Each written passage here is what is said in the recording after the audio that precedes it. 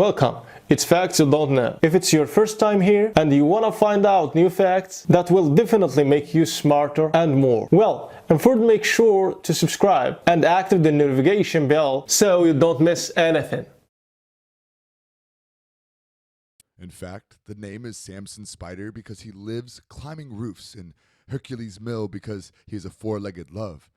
Every day, Aunt Lindamar takes food, medicine, and cares for everyone.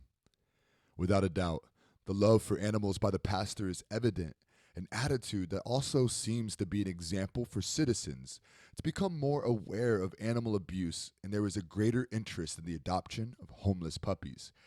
This priest is deeply involved in the whole process since, in addition, he acts as an advocate for stray dogs and houses them in his house before Sunday.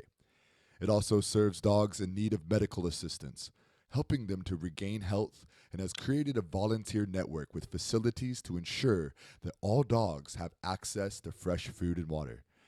Attendees at Sunday Masses can often see dogs lounging in the hallways or interacting with Gomez as he reads or lectures.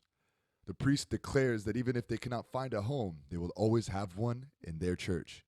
They will always be able to enter, sleep, eat, drink water, and find shelter and protection because this house is from God and they are from God.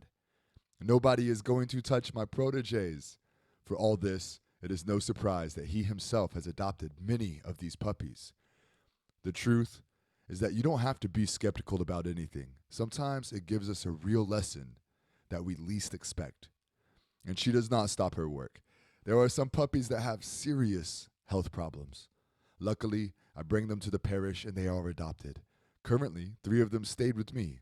Today, they are my children and they sleep in my bed. Thanks for watching. Please like and share the video in social networks. We'll be right back to you as fast as we can.